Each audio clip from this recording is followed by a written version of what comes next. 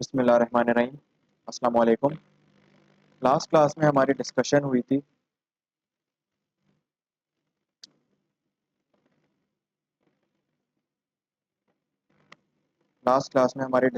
थी regarding governance. एक second मुस्कान, मैं आपको टाइप करके बता रहा हूँ।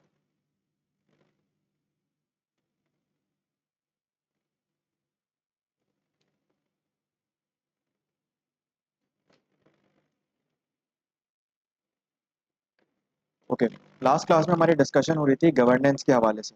हमने डिस्कस किया कि गवर्नेंस के हमारे पास कुछ ऑब्जेक्टिव्स हैं एंड देन हमारे पास उसके कुछ कंपोनेंट्स हैं। तो हमने डिस्कस किया ऑब्जेक्टिव्स क्या थे गवर्नेंस के। गवर्नेंस के ऑब्जेक्टिव्स थे, मुस्कान अब आवाज़ आ रही है आपको?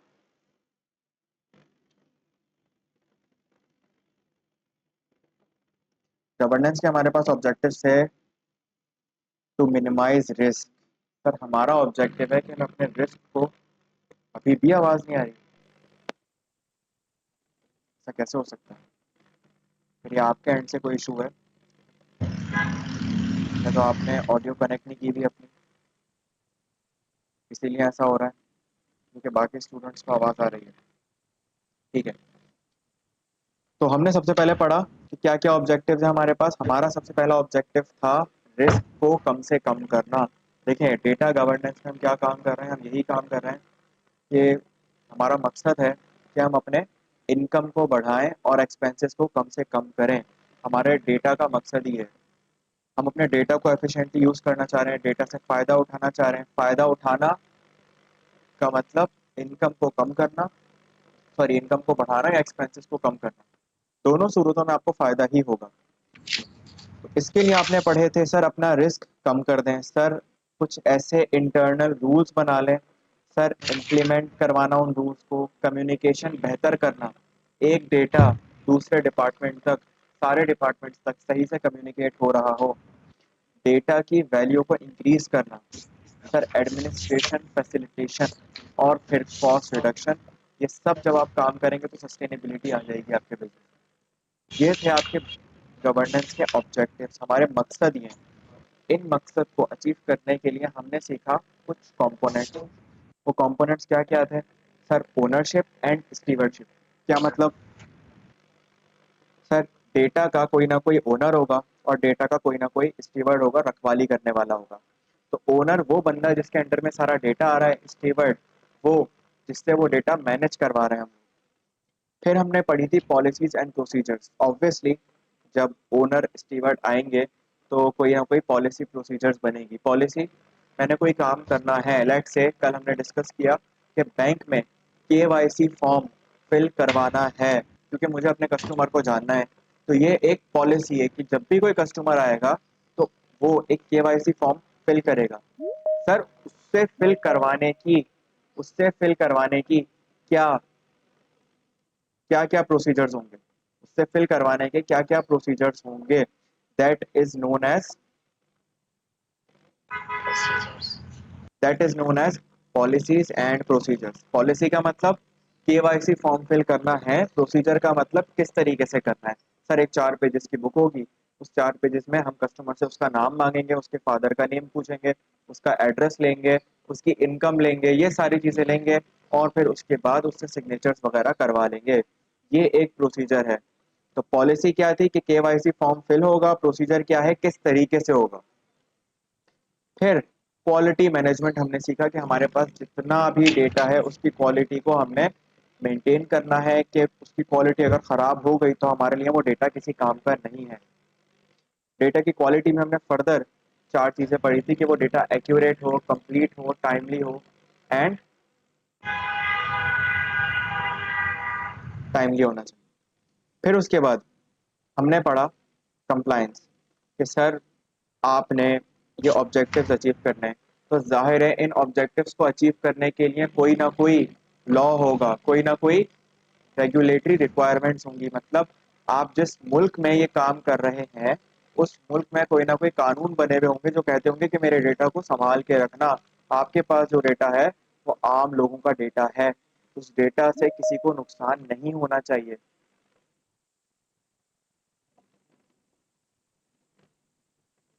तो आपने कंप्लायंस भी देखनी है। फिर उसके बाद हमने देखा कि सर और क्या कंपोनेंट्स हैं जो हमारे ऑब्जेक्टिव्स को अचीव करने में हमारी मदद करेंगे। Sir Meta data. सर हमारे पास इतना सारा डेटा है, इतना सारा डेटा है। लाइब्रेरी की मिसाल हमने ली थी, सर इतनी बड़ी लाइब्रेरी है, उसमें 1,000 किताबें। सर मुझे कैसे पता चलेगा जब जरूरत पड़ी, मेरा ऑब्जेक्टिव है कि मुझे मिनिमाइज रिस्क करना है, अब मुझे अपना रिस्क कम करने के लिए उस डेटा का इस्तेमाल करना है। जब मैं डेटा का इस्तेमाल करने गया तो मैंने तो देखा यहाँ तो 1,000 किताबें पड़ी हुई हैं। अब मुझे जिस बुक की जरूरत है, क्या मैं एक एक करके एक बुक को पढूं कि क्या ये मेरे काम की है या नहीं है, या फिर कुछ ऐसी सहूलत होती मेरे पास कि मैं डायरेक्ट उस बुक पे जाता और मुझे पता चलता था कि ये बुक कहाँ पे रखी हुई है। तो हमने क्या किया, इस लाइब्रेरी के अंदर 4 सेक्शंस बना दिए, एक ए, एक बी, एक सी, एक डी। सही है। मुझे जो बुक चाहिए, लेट्स से वो हिस्ट्री की है, तो हिस्ट्री की सारी बुक्स डी सेक्शन में रखी होती हैं। फिर उस डी सेक्शन में फर्दर 4 खाने बनाए हुए हैं, उन 4 में अलग अलग ऑथर्स की बुक है। सर आपको जिस ऑथर की बुक चाहिए वो पहले वाले खाने में, तो D1, आप D1 वाले खाने में चले गए, वहां जाकर आपने देख लिया कि जो बुक मुझे चाहिए उसका नाम यहाँ कहाँ लिखा हुआ है। तो मेटा डेटा एक ऐसा कॉन्सेप्ट जो आपके डेटा का डेटा होता है, ताकि आप अपने डेटा को सही से आइडेंटिफाई कर सकें, जल्दी से ढूंढ सकें और उससे फायदा उठा सकें। फिर उसके बाद आपने एक चीज पढ़ी, data life cycle. Sir data कहीं ना कहीं से उसकी जिंदगी शुरू होती है और कहीं ना कहीं आकर उसकी जिंदगी खत्म होती है। डेटा शुरू होता है, फिर हम उसको यूज करते हैं, उसको स्टोर करते हैं कहीं ना कहीं, फिर जब उसकी जरूरत पड़ती है उसे यूज करते हैं। जब उसका यूज खत्म हो जाता है तो क्या उसे फेंक देते हैं? नहीं सर, फिर उसे कुछ टाइम के लिए आर्काइव में रखते हैं, मतलब संभाल के रखते हैं, उसको कहते हैं आर्काइव करना। फिर हम अपने डेटा को आर्काइव करते हैं। देन आर्काइव के बाद एक मुद्दत हो जाती है, यार अब मुझे इस डेटा की जरूरत कभी भी नहीं पड़ेगी, और फिर हम उसे डिस्पोज कर देते हैं। इसकी हमने बहुत सारी एग्जांपल्स ली थी, एक और एग्जांपल ले लेते हैं। मैंने आपको बताया भी था क्लास में, ऑडिट। जब ऑडिट होता है किसी कंपनी का, तो ऑडिटर के लिए रिक्वायरमेंट है कि उसने कम से कम 7 साल तक रिपोर्ट को, डेटा को संभाल के रखना है क्लाइंट का।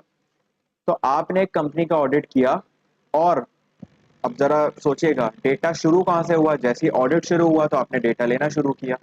फिर उसके बाद आपने उस डेटा को कहीं ना कहीं स्टोर किया। लेट से आपने एक सॉफ्टवेयर खरीदा और उस सॉफ्टवेयर के अंदर वो सारा डेटा आप स्टोर करते चले गए। फिर उसके बाद जब ऑडिट चलता रहा तो आप उस डेटा को यूज करते रहे।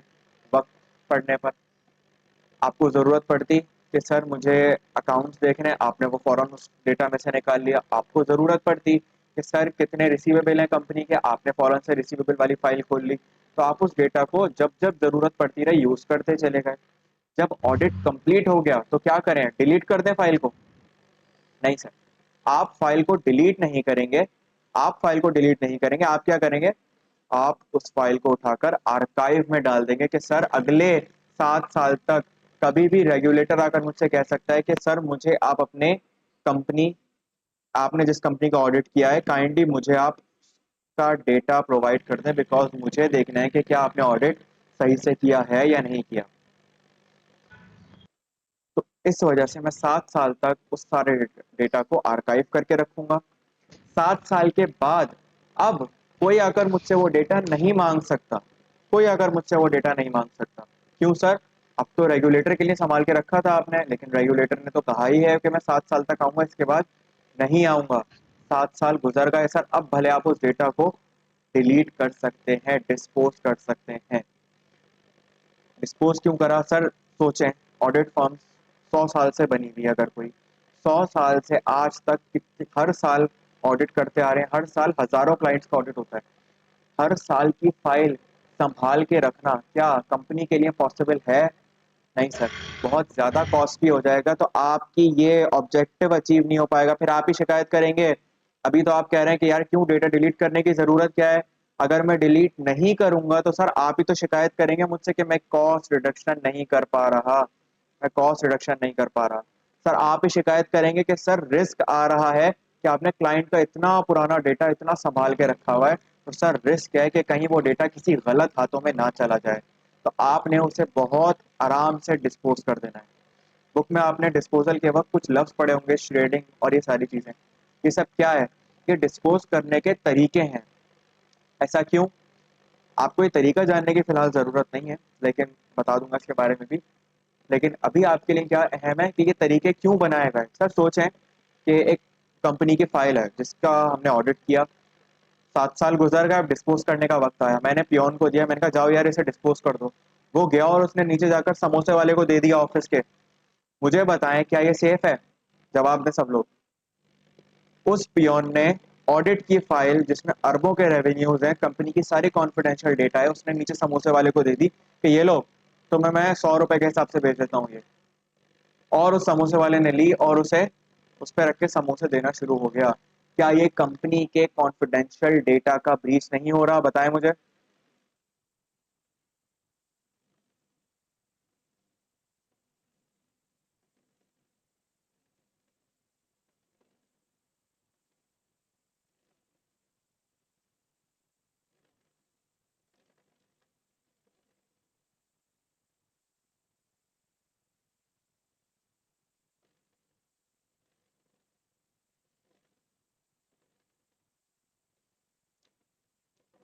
Exactly exactly. तो यहाँ पर भी यही बात आ रही है कि सर बात यह है सारी कि डेटा लाइफ साइकिल एक जगह से शुरू होती है और एक जगह खत्म होती है। जब खत्म होती है तो आपने उसे तरीके से डिस्पोज ऑफ करना है। ऐसा नहीं है कि आपने उसे सड़क पे रख के छोड़ दिया कि भाई मेरे सर से भला उतरे, बाकी इसका जो मर्जी आए करे। तो आपने उसे डिस्पोज भी तरीके से करना है। ठीक है। अच्छा जी, ये हमारी हुई थी लास्ट क्लास में डिस्कशन। अब आज हमने क्या पढ़ना है? सर ये कंपोनेंट्स हैं। आपने कहा ये कंपोनेंट्स हैं, मतलब ये काम करने हैं आपने, ये काम आपने करने हैं ये ऑब्जेक्टिव्स अचीव करने के लिए। तो सर इसका मतलब है कि अब कोई भी उठकर कोई भी काम कर सकता है, ऐसा ही है ना? मतलब क्या होगा, एक ऑर्गेनाइजेशन के अंदर जो सबसे जूनियर है ऑडिट में, वो आएगा और बोलेगा आज से मैं बताऊंगा कि किस तरीके से डेटा को मैनेज करना है या नहीं करना। सही है, ऐसा कर लें। फिर क्या होगा, एक और जूनियर उठ के आएगा, वो बताएगा देखो मैं बताता हूँ डेटा को सिक्योर कैसे करना है। बताएं आप लोग, ऐसा कर लेते हैं? भाई कंपोनेंट्स तो बता दिया हमने, ओनरशिप है, पॉलिसी है, क्वालिटी मैनेजमेंट है, सिक्योरिटी है, कंप्लायंस है, ये सारे काम करने हैं आपने। तो एक काम करते हैं ना, कोई भी बंदा उठ के आएगा और जिसका जो दिल चाहेगा वो काम करना शुरू हो जाएगा। ऐसा हो सकता है ऑर्गेनाइजेशन में? नहीं सर, ऐसा बिल्कुल भी नहीं हो सकता।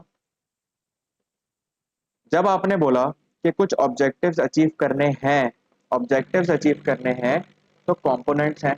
लेकिन क्या जिसकी मर्जी आए वो अपनी मर्जी का कंपोनेंट चूज कर ले? नहीं। तो हमें डेटा सिस्टम्स एंड रिस्क अब एक कुछ बातें बताता है। वो कहता है कि लेवल्स ऑफ गवर्नेंस,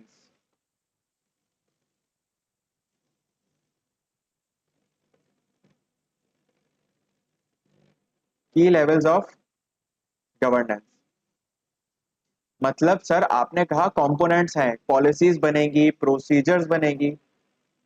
डिस्टरबेंस? जी मुस्कान, क्या हुआ? आपको आवाज क्लियर नहीं आ रही?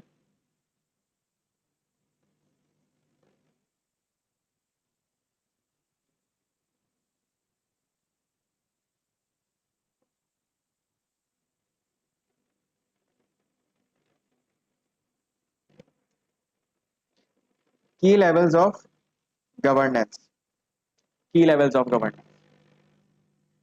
तो सर आपने पढ़ा। अच्छा जी, आंसर कर रही हैं आपने, लिखा डिस्टरबेंस हो गई, मैंने कहा शायद पता नहीं आवाज में डिस्टरबेंस हो गई या। ओके, ठीक है, बिल्कुल सही कहा आपने कि अगर आपने कंपोनेंट्स तक, अगर हम बात यहीं पे खत्म कर दें और बोले ये चैप्टर कंप्लीट हो गया, तो इसका मतलब कोई भी आएगा उठ के बोलेगा सर आज से मैं डेटा का ओनर हूँ, आज से मैं डेटा का स्टीवर्ड हूँ, मैं पॉलिसीज बनाऊंगा, तुम प्रोसीजर बना लेना, कोई क्वालिटी मैनेजमेंट कर लेगा। नहीं सर, ऐसा नहीं है। तो आपने कहा कोई ना कोई की लेवल्स होंगे गवर्नेंस। आपने कहा एक बंदा सारे काम नहीं करेगा, ना सारे लोग सारे काम करेंगे, तो कुछ काम आपने लोगों तक रिस्ट्रिक्ट कर देने लेवल्स के हिसाब से। मिसाल लेते हैं बैंक में, क्योंकि हमारी बैंक की एग्जांपल चल रही है कल से। तो बैंक में क्या होता है, एक अदर हेड ऑफिस होता है। इस हेड ऑफिस में कौन लोग बैठे होते हैं? बोर्ड ऑफ डायरेक्टर्स, मतलब वो जो कंपनी के लिए बड़े बड़े डिसीजन ले रहे हैं, सही है। सबसे ऊपर बैठे हुए होते हैं डायरेक्टर्स। ये डायरेक्टर्स बैठ के कोई ना कोई फैसला लेते हैं। लेट से डायरेक्टर्स कहते हैं कि भाई कंपनी में हमने कुछ ऐसा करना है कि कंपनी में हमें अपने सारे कस्टमर्स को जान सकें। तो जो नीचे बैठे हुए स्टाफ होती है वो क्या करता है, वो बोलता है कि चलें ठीक है, हम एक काम करेंगे। लेट से मैनेजर्स मैनेजर से डिसाइड करते हैं कि सर आज से हम KYC फॉर्म इंट्रोड्यूस कराएंगे, और हर बंदे को हम जान लेंगे कि कौन हमारा क्या है। फिर उसके बाद अब क्या मैनेजर खुद जाएगा हर बंदे के पास कि भाई KYC फॉर्म फिल कर दो, भाई KYC फॉर्म फिल कर दो? नहीं। तो मैनेजर ने नीचे ब्रांच में बैठे हुए लोगों को, जो उनके एम्प्लॉयज हैं उसको कहा कि आपके लिए एक प्रोसीजर बनाया गया है कि आपको एक 4 पेजेस का हम डॉक्यूमेंट दे रहे हैं।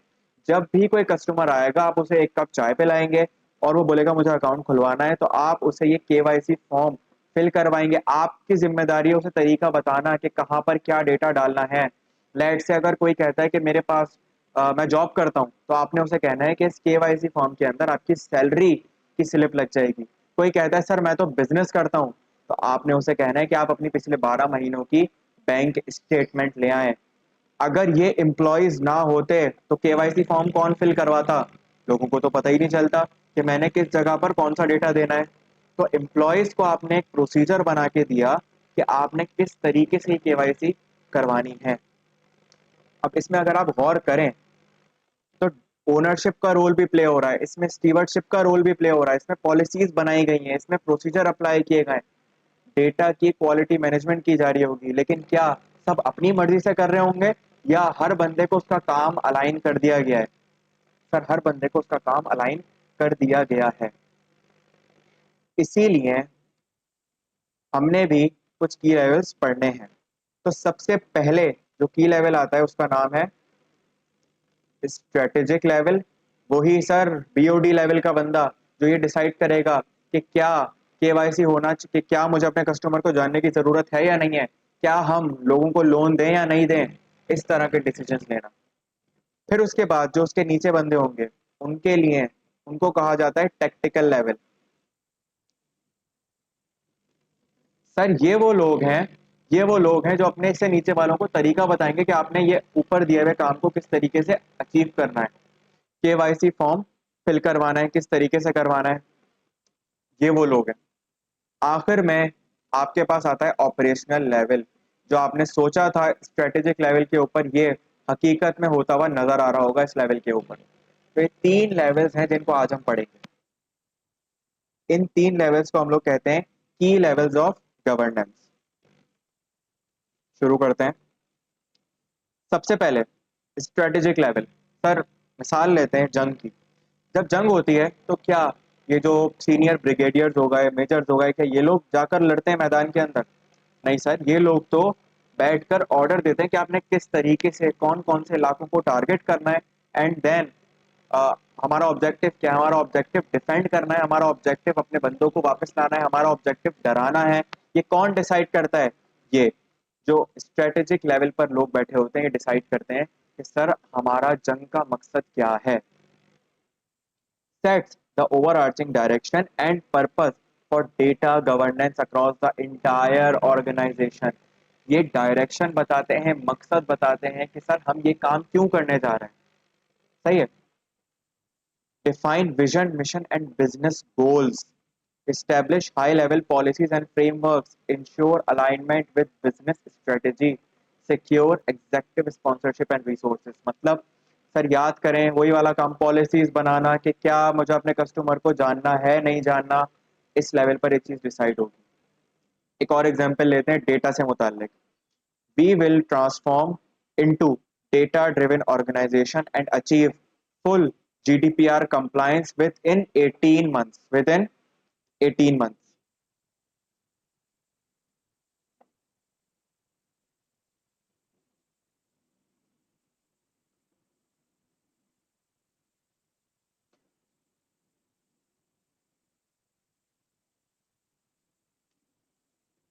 सर एग्जाम्पल लेते हैं डेटा से मुताल्लिक। सर हमने एग्जाम्पल ली कि we will transform data driven organization and achieve full GDPR compliance within 18 month. Sir ऊपर बैठे हुए सेठ ने, ऊपर बैठे हुए डायरेक्टर्स ने एक नया डिसीजन लिया। क्या डिसीजन लिया? उन्होंने डिसीजन लिया कि अब से हम लोग अपने आप को एक डेटा ड्रिवन ऑर्गेनाइजेशन बनाएंगे और जीडीपीआर अज्यूम करते हैं ये एक ऐसा कानून है जो कि पाकिस्तान में अप्लाई होता है। तो हमने डिसाइड किया कि जीडीपीआर पाकिस्तान में डेटा से मुतालिक एक कानून है और अब से हम उसकी फुल कंप्लायंस करेंगे। 18 महीनों के अंदर हम जीडीपीआर के फुल कंप्लायंस करेंगे। ये हमने एक डिसीजन लिया। सही है।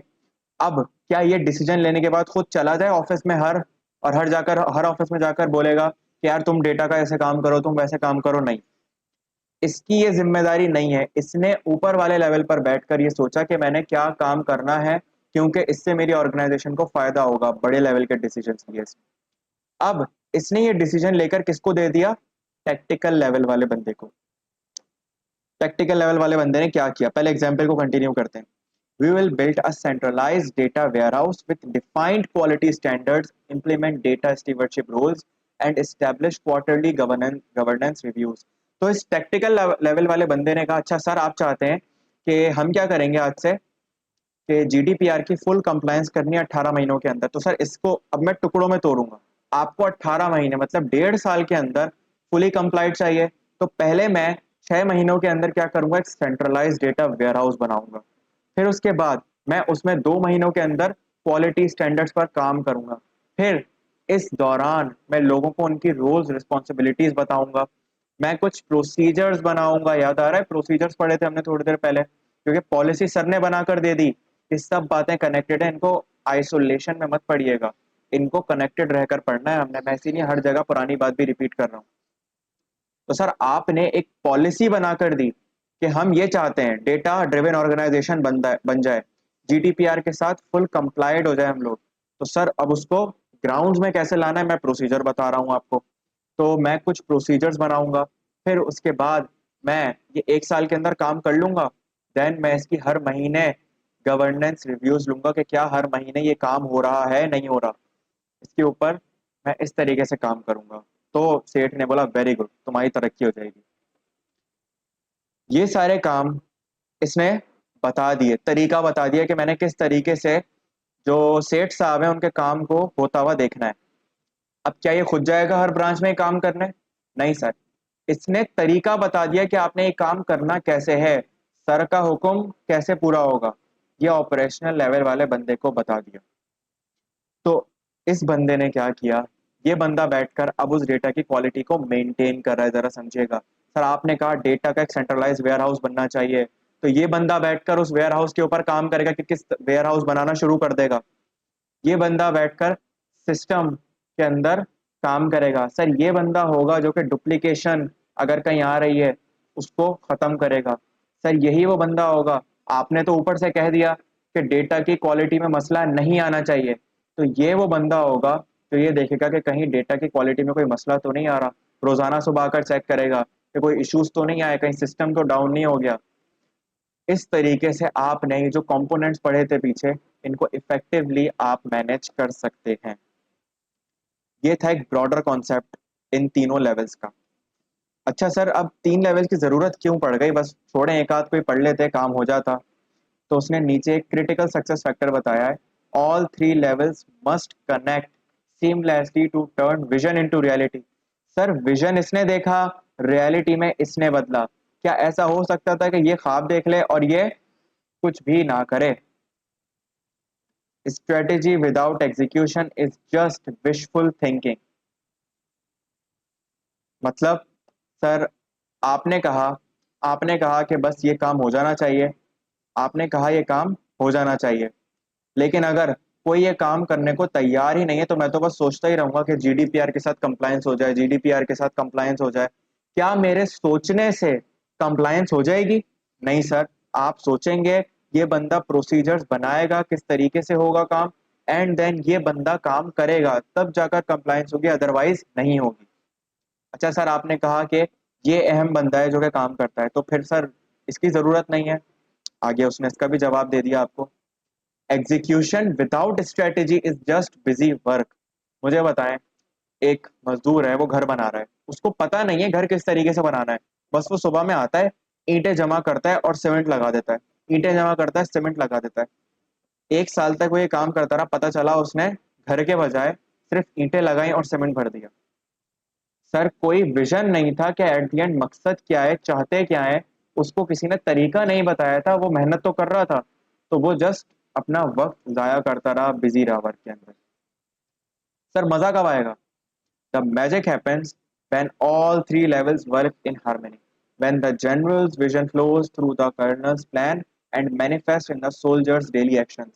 सर मजा तब आएगा जब एक आर्किटेक्चर घर का डिजाइन बना के देगा, फिर वहां पर एक ठेकेदार आएगा और वो बताएगा इस डिजाइन को हमने किस तरीके से एक्चुअल रियलिटी में बदलना है, और फिर मजदूर आकर उस पर काम शुरू करेंगे। तो सर क्या ठेकेदार घर चला जाएगा? नहीं, वो रोजाना बैठकर या हर महीने आकर देख रहा होगा कि क्या उसके हिसाब से काम हो रहा है, नहीं हो रहा।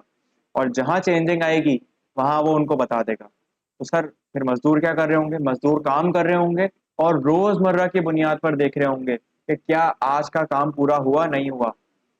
कुछ बात समझ में आई ब्रॉडर लेवल पे? अब हम इन तीनों लेवल्स को अलग अलग पढ़ेंगे deeply.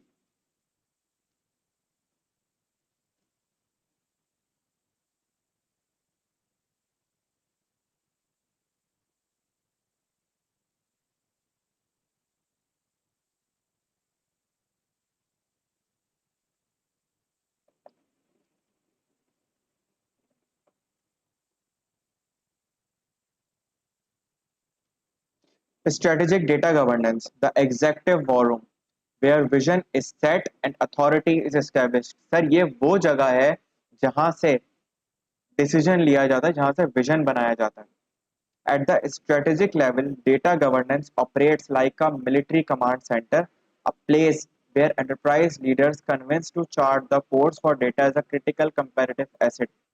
This is where the vision is declared and the rules of engagement are established and resources are allocated to turn data from a liability into a weapon of comparative advantage। Sir ये लोग बैठकर decide करेंगे कि किस तरीके से आपने इस डेटा से फायदा उठाना है। ये लोग बैठकर डिसाइड करेंगे कि आपका विजन क्या है।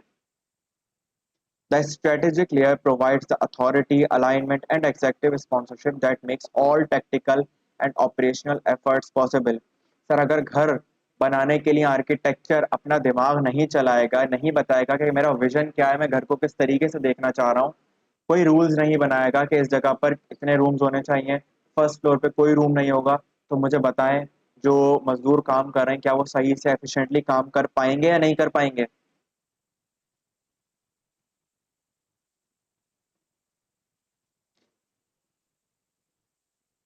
Define the vision. अब इसमें 5 चीजें बताइए इस लेवल के ऊपर आप क्या क्या कर रहे होंगे। अब अपने आप को आप अज्यूम करें, और अपने आप को आप अज्यूम करें कि आप ऐसे ही एक बोर्ड ऑफ डायरेक्टर के लेवल पे बैठे हैं और बताइएगा कि क्या ये काम आपको सूट कर रहा है, नहीं कर रहा, या ये काम किसी छोटे लेवल वाले बंदे को करना चाहिए।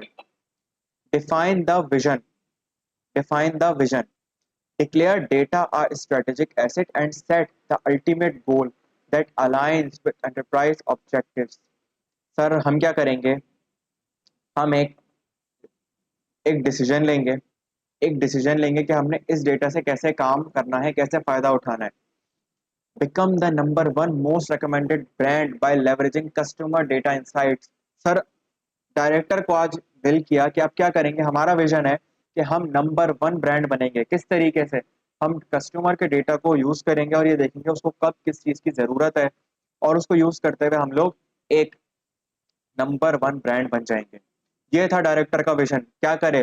खुद से डेटा जमा करना शुरू कर दे, खुद से उस डेटा की सिक्योरिटी संभाल ले, क्या करे? खुद से तरीका बताए लोगों को। बोले मुझे क्या ये काम डायरेक्टर के लिए सूटेबल है?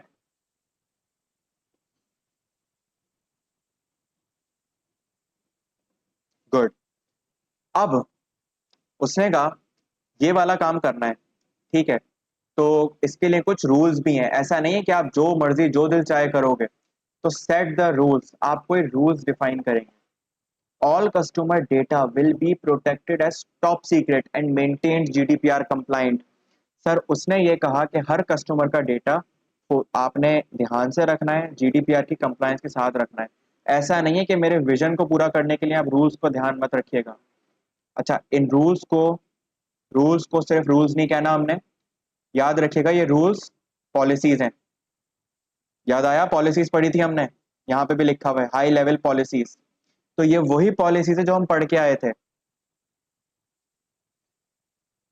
तो इन्होंने डिसाइड किया कि हमारा विजन है कि हम डेटा इस्तेमाल करेंगे और नंबर वन ब्रांड बनेंगे। फिर उन्होंने कुछ रूल्स बताए कि देखो, हमने डेटा तो इस्तेमाल करना है, लेकिन कस्टमर का डेटा हिफाजत से रखना है, उसे कुछ नुकसान नहीं होना चाहिए कस्टमर को हमारी वजह से।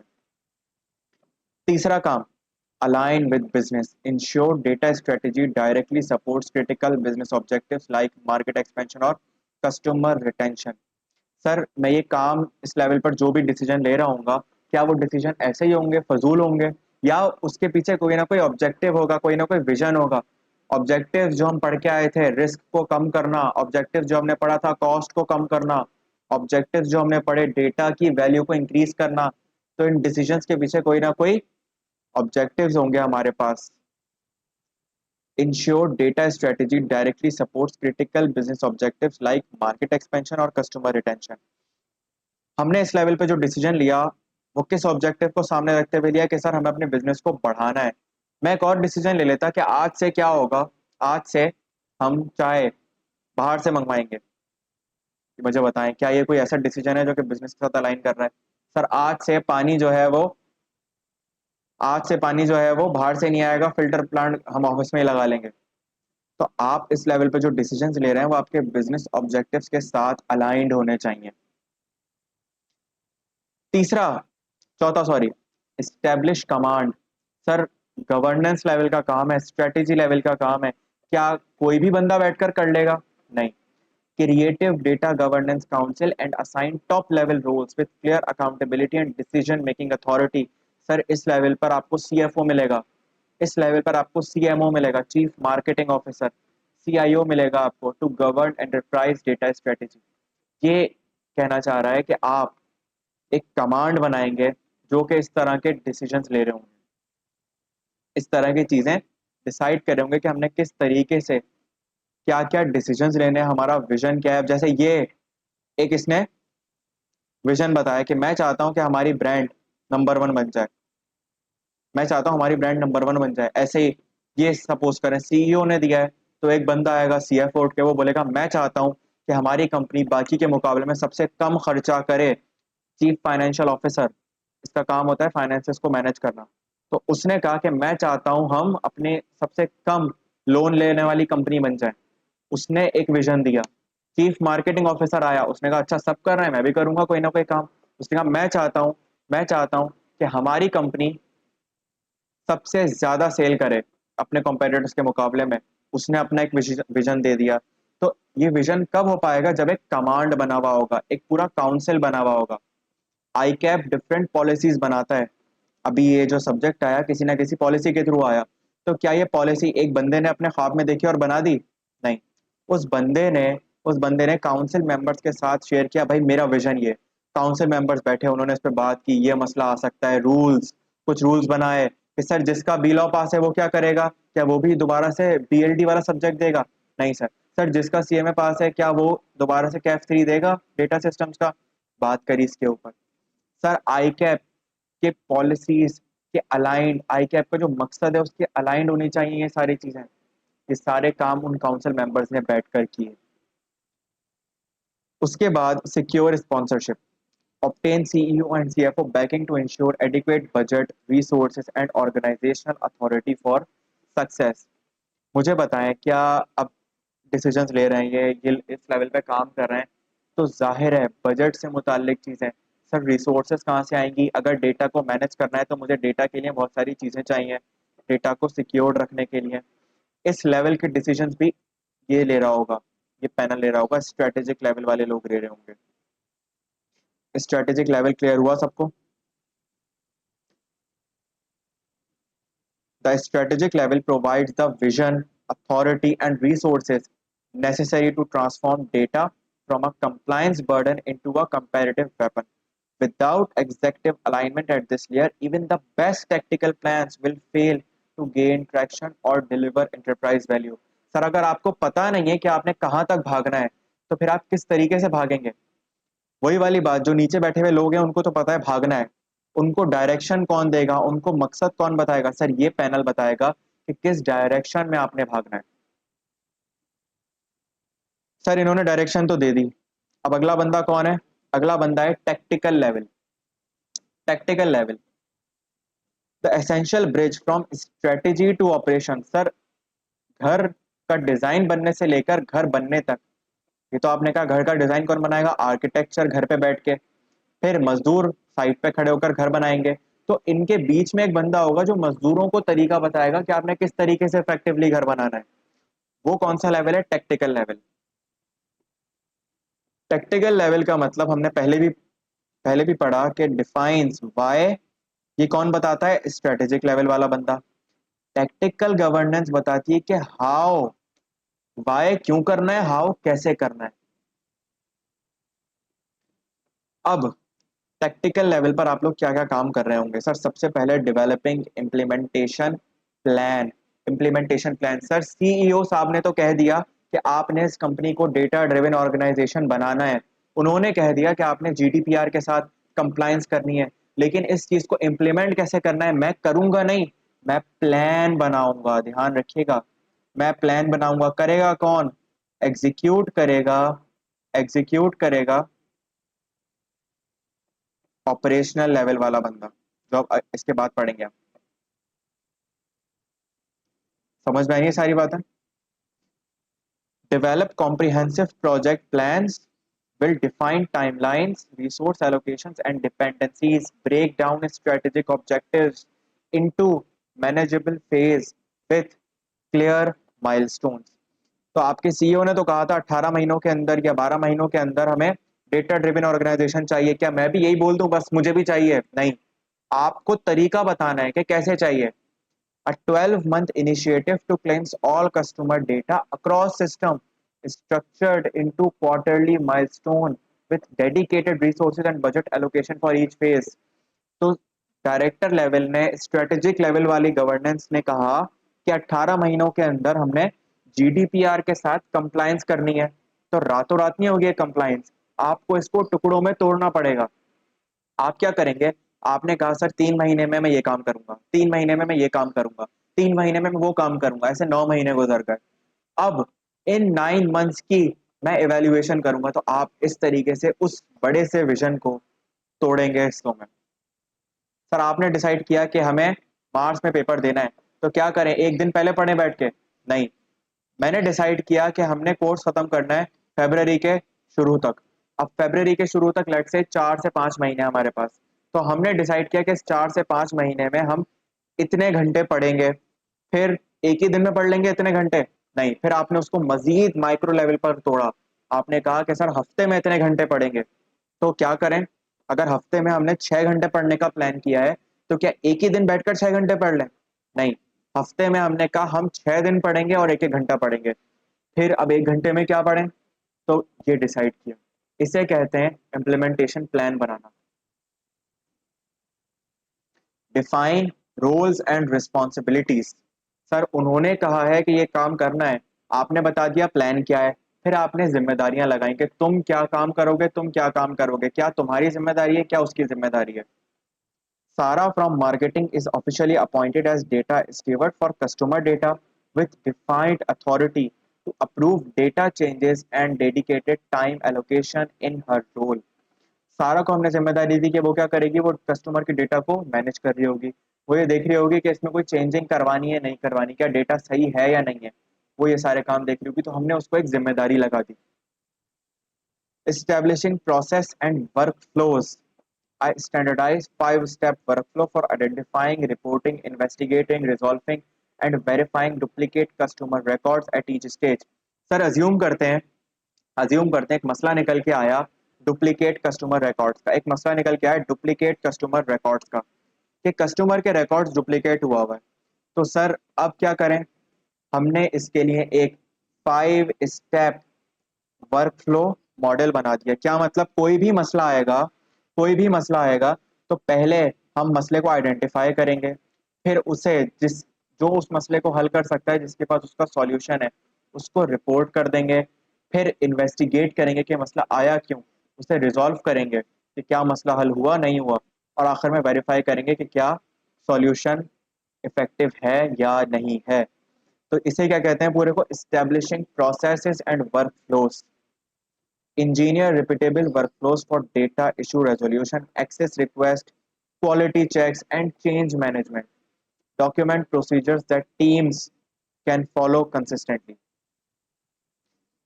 तो ये काम क्या स्ट्रेटेजिक लेवल वाले बंदे का है, वो बताएगा कि किस तरीके से क्या काम करना है? नहीं, टेक्निकल लेवल वाला बंदा बताएगा। Implementing data standards. सर आपने बहुत सारी जगह पे देखा होगा कि डेट के स्पेसिफिक कॉलम्स बने हुए होते हैं। सर आप अगर शॉपिंग करने गए हो किसी मॉल्स वगैरह में, तो आपने देखा हो कि लेट्स से गुल अहमद है, तो गुल अहमद का जो टैग होता है ना, उस पर एक कोड लिखा होता है। देखा ही नहीं देखा आप लोगों ने? एक कोड लिखा होता है, लेट्स से गुल अहमद का लेडीज कलेक्शन है, ब्लू कलर के अंदर है, और आइटम नंबर है 001। ऐसा लिखा होता है नहीं लिखा होता? क्या गौर किया आप लोगों ने कभी या नहीं? बस हम गए, जो पसंद आया लेके आ गए, थोड़ा सा गौर किया इस चीज पे कभी कि टैग्स इस तरीके से बने हुए होते हैं? और सिर्फ एक जगह नहीं, तकरीबन हर जगह। क्या बाकी लोग गायब हैं? बाकियों का रिस्पॉन्स क्यों नहीं आ रहा? सब आंसर करें। और सिर्फ गुल अहमद पे नहीं, ये हर जगह आपको देखने को मिलेगा। अब सब उठे सोते हुए, ऐसे ही था ना, सब मजे से लेटे हुए सो रहे थे, अचानक से सर की आवाज आई कि सब रिप्लाई करें, तो अब सबका जवाब आ रहा है, yes sir, yes sir, yes sir. हम सब सो रहे थे मजे से। कौन है जो लेट के लेक्चर ले रहा है, पहले मुझे ये बताया। बैठ के उठ के लेक्चर ले, वरना तो हम सोते ही रहेंगे।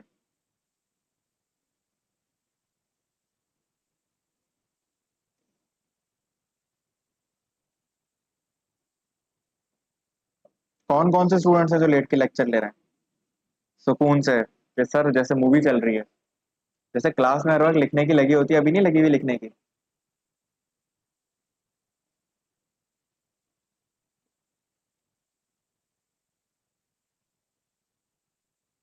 स्ट्रेट बैठे हुए हैं, बस ये दो बंदे ही बैठे हुए हैं, बाकियों ने नहीं बताया, इसका मतलब वो शर्मिंदा हो गए, सर हम लेटे हुए ही थे, मूवी देख रहे थे हम लोग। चले तीन बच्चे हो गए, तीन स्टूडेंट्स सही बैठे हुए हैं, बाकी चार गायब हैं, इसका मतलब गायब से मुराद लेटे हुए हैं। अच्छा, अगर ये क्लास ऑफ हो जाए बीच में, तो इसी लिंक को दोबारा ज्वाइन कर लीजिएगा, कंटिन्यू हो जाएगी क्लास। बैठे हुए हैं, पढ़ नहीं रहे, इसका मतलब सिर्फ बैठे हुए हैं। चलें, गुड है। तो आप लोगों ने नोटिस किया होगा कि आप शॉपिंग करने गए, आपने ये पैटर्न नोटिस किया। अच्छा सर, हम किसी दूसरे ब्रांड पे गए, लेट्स से सफायर पे गए, तो वहां भी इस तरीके से एक सफायर, पहले सफायर लिखा हुआ है, फिर उसके बाद लिखा है कि मेल, मतलब मेल की कलेक्शन है, कलर लिखा हुआ है ब्लैक, और साइज लिखा है लेट्स से स्मॉल, और फिर नंबर लिखा है 001। तो सर वहां भी इस तरीके से लिखा हुआ होता है, इसका मतलब क्या है? इसका मतलब है आपने डेटा का एक स्टैंडर्ड बनाया हुआ है। और तभी आप गौर करें कि जब कभी आप उससे बोलते हैं कि हाँ इस ड्रेस के अंदर दूसरा साइज है, वो फौरन से देखता है मेल का ब्लैक कलर स्मॉल है, तो क्या इसका मीडियम पड़ा हुआ है नहीं पड़ा हुआ, वो फौरन से ऊपर बोलता है बंदे को, वो जाकर देखता है कि क्या इसका मीडियम साइज है या नहीं है, और ले आता है। मुझे बताएं, अगर अज्यूम करें, अगर ये काम ना किया होता, अगर ये काम ना किया होता तो क्या होता? सर सारा डेटा फैला हुआ होता, सारे सूट फैले हुए हैं। अब आप एक एक सूट निकाल के एक दूसरे से कंपेयर कर रहे हैं कि ये मीडियम था, ये स्मॉल था, ये लार्ज था, फिर डिजाइन को कॉपी करना, मैनेज करना कि क्या ये सेम डिजाइन है या नहीं है, ये मसला आता या नहीं आता। तो उन्होंने उन्होंने उन्होंने किन्होंने, ये टेक्टिकल प्लानिंग करने वाले लोगों ने काम किया। उन्होंने कहा कि हम डेटा के कुछ स्टैंडर्ड्स बना देंगे कि पहले ब्रांड का नाम आएगा, फिर किस जेंडर के लिए है, क्या कलर है, क्या साइज है, और कितने नंबर ऑफ सूट्स हैं, ताकि किसी को भी सूट ढूंढने में प्रॉब्लम ना हो। ऐसे ही डेटा के लेवल पर भी आप यही काम करेंगे। Establish enterprise wide conventions for data formats, Naming protocols, classification schemes, and quality thresholds create the rule book that ensures consistency. सारे का सारा डेटा कंसिस्टेंट रहेगा इससे. All dates must follow this format. Product codes must start with P followed by 6 digit. Customer email address require validation before entry. अक्सर जगह आपने देखा होगा कि अगर आप से वो डेटा मांगता है, आप ईमेल लिखने लगे, अगर ईमेल के अंदर आप लोग @gmail.com होता है नॉर्मली, आपने नहीं लिखा, आपने कुछ भी नहीं लिखा बस आपने अपना नाम लिख दिया ईमेल की जगह, क्या वो एक्सेप्ट करता है या वो मना कर देता है कि ये फॉर्मेट सही नहीं है? ये एरर आता हुआ देखा है आपने कि आपका फॉर्मेट ठीक नहीं है? वो इसी वजह से आता है कि उन्होंने डेटा का एक स्टैंडर्ड दिया हुआ है कि देखो, कोई ना कोई ईमेल होगी उसके बाद @gmail.com लिखा होगा या @yahoo.com लिखा होगा या कोई ना कोई प्रॉपर एक्सटेंशन आ रही होगी. अगर ये ना मिले तुम्हें वेबसाइट, तो तुम उस बंदे की ईमेल को एक्सेप्ट नहीं करना.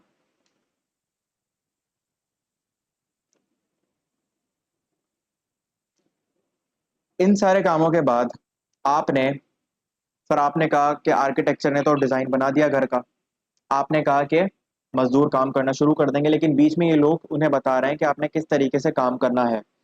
तो अब अगला काम है मॉनिटरिंग एंड रिपोर्टिंग का. आपने मजदूरों को तरीका तो बता दिया कि आप किस किस तरीके से घर बनाओगे, पहले ग्राउंड फ्लोर, पहले फर्स्ट फ्लोर, पहले सेकंड फ्लोर, फिर second floor.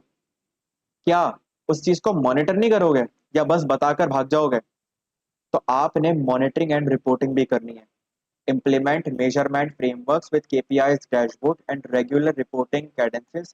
Provide visibility into governance effectiveness for continuous improvement. Monthly executive dashboard demonstrates customer data quality improvement from 80% to 95% accuracy with drill down capabilities by department and data domain. Sir हमने जो याद है CEO ने 18 महीने का plan बना के दिया था कि मुझे 18 महीनों में जीडीपीआर के साथ फुल कंप्लायंस चाहिए. अब हमने क्या किया? हमने कहा कि ठीक है, हमने तो हर महीने के हिसाब से तोड़ दिया. अब उस हर महीने जो काम हो रहा है, ये टेक्निकल लेवल वाले लोग उसकी मॉनिटरिंग करेंगे कि क्या ये काम हुआ नहीं हुआ, इसकी रिपोर्टिंग करेंगे किस तरीके से काम हो रहा है नहीं हो रहा है. बात समझ में आ रही है वाली? ये होता है टेक्निकल डेटा गवर्नेंस लेवल के लोगों के काम. The tactical level turns the executive why into a practical how through meticulous planning and organizational design. It's where governance stops being theoretical and starts being operational. तो CEO ने जो बात सोची, director ने जो बात सोची कि मैं ये चाहता हूँ, तो ये तो वो बंदा है जिसने सिर्फ सोचा कि यार ये होना चाहिए, ये हो सकता है नहीं हो सकता. अब उसको ऑपरेशन में लाना ना लाना, ये बताएगा कौन? टेक्निकल लेवल वाला बंदा. बहुत सारी एग्जांपल्स के साथ हमने इसे डिस्कस किया कि आप लोगों को ये लेवल क्लियर हुआ? सब लोग बताएं, देन मैं आगे वाले लेवल पे चलूं. इसमें कोई भी बात ना समझ आई हो तो पूछ सकते हैं.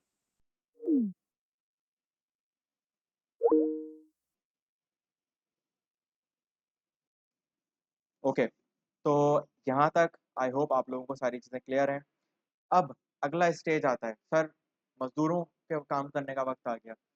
अब आपको यहाँ पे जो चीज़ें देखने को मिलेंगी, आप खुद सोचेंगे कि हाँ यार, ये तो नीचे ये काम सूट ही नीचे वाले लेवल के बंदे को करता है. मतलब जब आप लोग इंशाल्लाह फॉर्म में जाएंगे तो आप लोग इस तरह के काम कर रहे होंगे, ऑपरेशनल लेवल वाले. The daily hands on work that makes governance real. तो जो स्ट्रेटजी, जो ख्वाब देखा था उसने, उस ख्वाब को कैसे सच करना है वो टेक्निकल लेवल वाले ने बताया. फिर उसको सच करना आप लोगों का काम है, इन ऑपरेशनल लेवल वालों का काम है. Daily quality checks, daily mission. भाई, run automated scripts to identify duplicates, errors and inconsistencies in data sets. Technical वाले ने तो बोल दिया कि डेली, कि आपने क्या करना है कि डेटा में कोई डुप्लीकेशन नहीं आनी चाहिए. तो ऑपरेशनल लेवल वाला क्या करेगा? रोजाना चेक करेगा कि कहीं डुप्लीकेट वैल्यूज तो नहीं है, उनको स्विच करे. क्या कोई डुप्लीकेशन आ रही है तो उसे खत्म करे. ये सारे काम कौन कर रहा होगा? Data quality check. Nightly scripted automatically merges duplicate customer records like Mike Johnson and Michael Johnson to maintain clean master data. Sir आपके पास रिकॉर्ड आ रहा था, उसमें दो नाम थे, माइक जॉनसन और माइकल जॉनसन. ये दोनों एक ही बंदे के नाम थे। यहाँ शॉर्ट फॉर्म लिखी हुई थी, यहाँ डिटेल्ड फॉर्म लिखी हुई थी। तो आपको ऐसा लगा कि ये शायद दो अलग अलग नाम है, तो ये डुप्लीकेशन थी। इसको खत्म करना ऑपरेशनल डेटा गवर्नेंस। तो सीईओ ने तो हुक्म दे दिया कि डेटा की क्वालिटी सही करो। टेक्निकल लेवल वाले ने कहा देखो कोई डुप्लीकेशन नहीं होनी चाहिए, कोई डेटा इनकम्प्लीट नहीं होना चाहिए, कोई चीज़ें मिस नहीं होनी चाहिए। अब ऑपरेशनल लेवल वाला बैठकर इन सब के ऊपर काम कर रहा है, जो टेक्निकल लेवल वाले ने प्रोसीजर बताया है। Access control, enforce role-based security to protect sensitivity information and ensure compliance। Sir आपने कहा कि किस किस बंदे को एक्सेस देना है। Only finance staff can access budget files, marketing teams request are automatically block based on permissions. Security का मसला है, तो याद है सीईओ ने क्या कहा था? सीईओ ने कहा था भाई देखो कस्टमर का डेटा प्रोटेक्टेड होना चाहिए टॉप सीक्रेट की तरह। अब ऑपरेशनल लेवल वाला बंदा इसके ऊपर काम कर रहा है। क्या काम कर रहा है? वो कह रहा है भाई देखो सिर्फ फाइनेंस स्टाफ वाले बंदे के पास एक्सेस होगा इन फाइल्स का, इसके अलावा बाकी कोई भी अगर एक्सेस करेगा तो उसका बजट, सॉरी, उसका, उसके अलावा अगर कोई एक्सेस करेगा तो उसे एक्सेस नहीं दिया जाएगा। डुप्लीकेट वाली बात समझ नहीं आई? ओके सर, एक बात बताएं, मिसाल के तौर पे नाम लिखा हुआ आ रहा है मेरा मुनीब, सही है, MUNEEB। एक और जगह मेरा नाम लिखा हुआ है MUNIB। अक्सर ही गलती होती है, लोग ये नाम लिख देते हैं। क्या मैं दो बंदे हो गया? मैं तो एक ही हूं ना। अगर बैंक में मेरे नाम की, मैंने बैंक से पैसे लिए डलवाए, बैंक से पैसे लिए डलवाए, एक ट्रांजैक्शन आ रही है इस नाम से, कुछ ट्रांजैक्शंस आ रही हैं इस नाम से, तो क्या ये दोनों अलग अलग बंदे हैं? सर ये तो एक ही बंदा है। ये सारी ट्रांजैक्शंस तो मुनीब के अकाउंट से वेरीफाई होनी चाहिए, मुनीब के अकाउंट में जानी चाहिए। तो इस चीज में गलती हो सकती है अगर बैंक के डेटा में ये दो अलग अलग नाम आ रहे हैं। इस चीज के लिए आपने क्या किया? आपने डेटा को मर्ज कर दिया कि भाई देखो हमारे सिस्टम में कुछ गलती हुई थी जिसकी वजह से मुनीब ये वाला और ये वाला एक ही बंदा है, तो बराए मेहरबानी इनके डेटा को मर्ज कर दो। तो आज से हम इन दोनों को एक ही नाम से पुकारेंगे और वो है MUNEEB। बात समझ में आई? तो कहीं डुप्लीकेशन ना हो, ये इसमें एग्जाम्पल दी है। क्लियर है मुस्कान? All right. अच्छा, एक्सेस कंट्रोल वाली बात हो गई। मेटा डेटा मैनेजमेंट, याद है कल हमने पढ़ा था डेटा का डेटा, डेटा का डेटा। आपने कहा कि ये सारा डेटा है, ये सारी चैप्टर्स हैं आपकी बुक में, इन सारे चैप्टर्स को एक टाइटल पेज पर एक्सप्रेस कर दिया गया है। अब ये टाइटल पेज बनाना, उस डेटा का डेटा बनाना, क्या ये स्ट्रेटेजिक लेवल वाले बंदे का काम है? नहीं सर, ये आपका काम है। आप एक, जो भी सिस्टम बनाएंगे, जो भी डेटा आपके पास होगा, आप उसे मैनेज कर रहे हैं, आप उसे जमा कर रहे हैं, उसका डेटा रेफर करना किसकी जिम्मेदारी है? आपकी जिम्मेदारी है। when a data when a new CRM integration is added, catalog is immediately updated to document data origin, transform rules and ownership। CRM integration ये कस्टमर रिसोर्स मैनेजमेंट, एक सिस्टम का रिलेशनशिप मैनेजमेंट, एक सिस्टम का नाम है। खैर, इसका मकसद क्या होगा मैं वो बताता हूँ। इसका मकसद होगा कि आपके सारे कस्टमर्स की डिटेल्स इसके अंदर आ रही होंगी। अब उसमें कस्टमर का नाम आ रहा होगा, उसमें कस्टमर का डेट आ रही होगी कि कब आया ये कस्टमर कौन सी ब्रांच का है, क्या क्या रूल्स हैं। ये सारी चीज़ें क्या है? मेटा डेटा मैनेजमेंट के, नाम कहाँ आ रहा है, डेट कहाँ आ रही है। तो जब कभी मुझे किसी स्पेसिफिक कस्टमर की बैंक स्टेटमेंट निकालनी होगी, मैं क्या करूँगा? मैं डायरेक्ट सिस्टम में उसका नाम डालूंगा, ऑटोमेटिकली पीछे से उसकी स्टेटमेंट निकल के आ जाएगी। ये सब इसीलिए पॉसिबल हुआ ना कि मेटा डेटा मैनेजमेंट हुआ हुआ है। अगर ऐसा ना हुआ हुआ होता, कोई मेटा डेटा मैनेजमेंट नहीं हुई हुई, तो आप तो एक एक बंदे की स्टेटमेंट पे नाम पढ़ते रहते कि मुनीब का है, मुनीब का है, मुनीब का है। ये काम किसने किया? ऑपरेशनल लेवल वाले बंदे ने किया। इशू रेजोल्यूशन, सर कोई मसला निकल के आ जाए तो तरीका तो टेक्निकल लेवल वाले बंदे ने बता दिया कि वर्क फ्लो प्रोसेस क्या रहेगा, लेकिन उसको रिजॉल्व करना किसका काम है? इस ऑपरेशनल लेवल वाले बंदे का काम है। Fix inaccuracies, eliminate duplicates and fill gaps in missing data. ये सारा काम किसका है? कोई भी इशू आता है उसको रिजॉल्व करना ऑपरेशनल लेवल वाले बंदे का काम। कस्टमर का फोन नंबर सही नहीं है, प्रोडक्ट का नेम इनकंसिस्टेंट है। ये काम कौन करेगा? ऑपरेशनल लेवल वाला। याद है थोड़ी देर पहले हमने प्रोसेस पढ़ा कि आइडेंटिफाई करो, रिपोर्ट करो, इन्वेस्टिगेट करो, रिजॉल्व करो और फिर वेरीफाई करो। एग्जाम्पल पढ़ी थी हमने। इसने तरीका बताया, इसको पूरा कौन करेगा? ये बंदा करेगा। Compliance monitoring. सर आपने कहा कि हमें तो जीडीपीआर के साथ कंप्लायंस करनी है, तो क्या अब स्ट्रेटेजिक लेवल वाला सीईओ आकर हर लेवल पर जाकर देखे कि क्या ये कंप्लायंस हो रही है नहीं हो रही? उसने तो कह दिया कंप्लायंस देखनी है। ऑपरेशनल लेवल वाले का काम है कि वो हर रोज आकर देखे कि क्या मैं जीडीपीआर के साथ कंप्लाइड हूँ या नहीं हूँ। मिसाल के तौर पे जीडीपीआर कहता है कि एक कस्टमर है, आपने उसकी इजाजत लेनी है, आपने उसकी इजाजत लेनी है उसका डेटा लेने से पहले। हर कस्टमर के आगे उसकी इजाजत होनी चाहिए। तो आपने आते ही सबसे पहले रोजाना देखना है कि आज हमारे जितने भी कस्टमर्स का डेटा आया, क्या उनकी इजाजत है या नहीं है। ये काम स्ट्रेटेजिक लेवल वाला करेगा या टेक्टिकल वाला करेगा? इन दोनों में से कोई नहीं करेगा, ये ऑपरेशनल लेवल वाला बंदा करेगा, ये मजदूर का काम है। फिर यूजर ट्रेनिंग। सर जाहिर है जब इतने बड़े लेवल पे काम चल रहा है, ऑर्गेनाइजेशन चल रही है, तो ट्रेनिंग्स भी करवानी पड़ेंगी। Quarterly workshop trains staff to recognize phishing attempts that could compromise credential and expose sensitive data। इस लेवल के ऊपर जब लोग काम कर रहे हैं तो लोगों को डेटा के हवाले से अवेयर करना कि भाई कोई डेटा में सिस्टम को हैक कर सकता है, सिक्योरिटी का मसला है, तो आपने अपने लोगों को ट्रेनिंग करवानी है। ये कौन करेगा? ऑपरेशनल लेवल की जिम्मेदारी है ये काम करना। Educate employees on data privacy, security protocols and governance best practices. This is where strategy becomes reality, where data gets cleaned, secured, maintained, and protected every single day. Without operational excellence, even the best governance framework remain theoretical। दुनिया का best governance strategy आपने बना ली हो, लेकिन अगर आपका operational staff उसे सही से इम्प्लीमेंट नहीं कर सकता, तो मुझे बताएं, वो तो सिर्फ एक किताबी बात है ना। वो तो सिर्फ एक किताबी बात है। अगर ये किताब आप पढ़ें और को पढ़ने के बाद आप इसकी एप्लीकेशन ना कर सकें, तो मुझे बताएं किसी काम की ये किताब? नहीं। किताब बनाने वाले ने आपको किताब बना के दी कि पेपर पास करो, और आप बस किताब पढ़ के रख लें और पेपर पास ना करें। बात समझ में आई?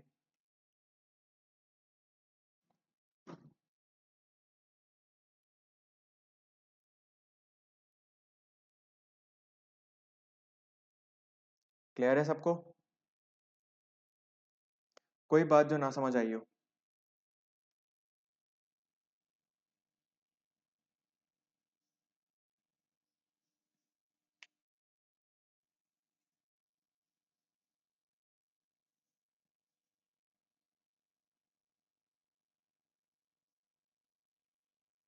All right, great.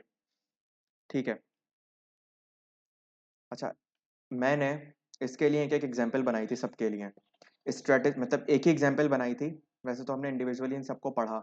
अब मैंने एक एग्जाम्पल बनाई थी जिसमें ये तीनों लेवल्स कवर हो रहे हैं। कि एक बैंक की एग्जाम्पल है, first bank leadership drives data excellence, जिसमें स्ट्रेटेजिक लेवल पर एक डिसीजन क्या क्या ले सकता है बंदा, फिर टेक्टिकल लेवल पे और फिर ऑपरेशनल लेवल पे, ताकि आपको एक ही एग्जाम्पल में ये सारी बातें समझ में आ जाएं। तो अब अगर मैं आपको कहूँ कि ये तीनों एग्जाम्पल्स, मतलब एक ही एग्जाम्पल है, इसके तीन फेजेस हैं, इसको रीड करके आए थोड़ा ध्यान से, और कहीं टेक्निकल टर्म्स यूज हुए हुए हों तो मसला नहीं है, उसे इग्नोर कर दीजिएगा। क्योंकि आपके लिए वो टेक्निकल टर्म्स रखने की ज़रूरत नहीं थी, लेकिन बात समझाने के लिए वो यहाँ पर होना ज़रूरी थी। तो कुछ समझ ना भी आए मसले की बात नहीं है, क्योंकि एग्जाम्पल बैंक की है, तो शायद कोई एक आध लफ्ज़ ऐसा हो जो आपकी समझ में ना आए टेक्निकल। इसको रीड कर लेंगे, ये हो जाएगी एग्जाम्पल्स।